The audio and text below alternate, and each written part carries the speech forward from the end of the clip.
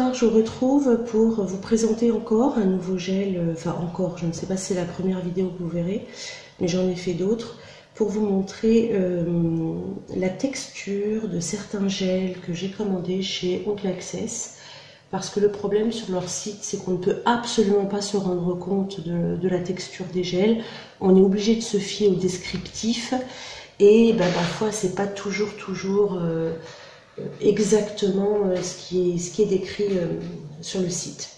Alors, je vous avais déjà présenté dans une autre vidéo la texture du monophase Milky Pink, qui est juste topissime. Et je vous avais présenté aussi dans une autre vidéo le Essence Cover Goldline. Alors, aujourd'hui, qu'est-ce que je vais vous montrer? Je vais vous montrer le Pink Medium. Alors, c'est un gel qui est vraiment super. Là, je vais vous montrer la texture sur un ongle en plastique. Il ne chauffe pas, il est auto-égalisant, il est épais juste ce qu'il faut, mais pas trop. Il est vraiment très bien pour construire un bombé quand on est débutante, mais le problème, c'est qu'il est parfaitement transparent, contrairement à ce qu'on voit dans le pot. Et moi, ça me pose problème parce que je ne suis pas pro et j'ai vraiment besoin de voir ce que je fais, où est-ce que j'applique mes gels, où est-ce qu'il en manque, où est-ce qu'il y en a trop.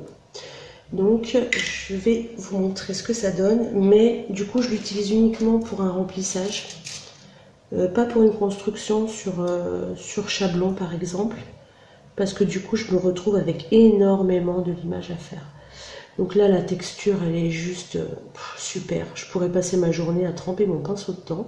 Mais bon, c'est pas le but. Hop. Voilà.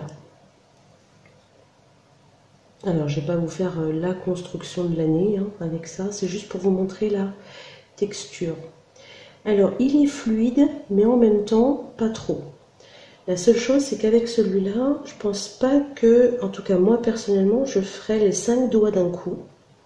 Parce qu'au bout d'un moment, il est tellement auto-égalisant justement qu'il finirait par s'aplatir un petit peu, mais sans couler, en fait. Il n'ira pas là où vous n'en avez pas mis. Voilà, c'est ça que je veux dire. Il n'y a pas de risque que ça coule sur les cuticules et tout ça. Mais lorsque vous faites un bombé, simplement, votre bombé... si vous attendez trop, il risque de s'aplatir un petit peu. Voilà. Et la matière va se répartir sur la plaque.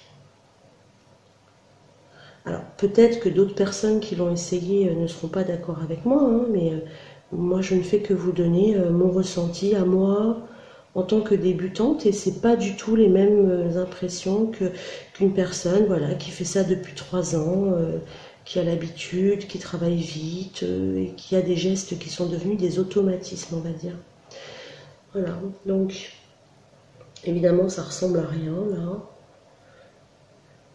C'est juste pour vous montrer que même avec une grosse couche de gel, ça coule pas. Vous voyez là, j'en ai toujours pas ici là en fait. Voilà, il ne va pas là où vous n'en avez pas mis. Par contre, il aurait tendance à s'étaler là où vous en avez déjà mis. Je sais pas si c'est clair. Voilà, donc là, si je voulais vraiment faire un bombé, je pense qu'il faudrait que je catalyse déjà cette couche. Enfin, c'est pas je pense, c'est ce que je fais d'ailleurs.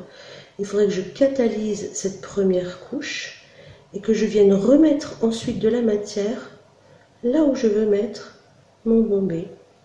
Voilà. Voilà, donc vous voyez, même en ayant fait un travail de cochon, on voit quand même qu'il n'y a quasiment pas de l'image à faire. Voilà. Il n'y a pas de bosse, il n'y a pas de creux. Je trouve juste super. N'hésitez pas à me dire si vous le commandez, ce que vous en pensez en commentaire. Je vous dis, le seul point négatif que je lui trouve, parce qu'en dehors de ça, je l'adore, c'est qu'il est parfaitement transparent. Et moi, ça m'embête parce que du coup, là, j'aurais besoin de voir s'il en manque pas un petit peu par-ci ou un petit peu par-là.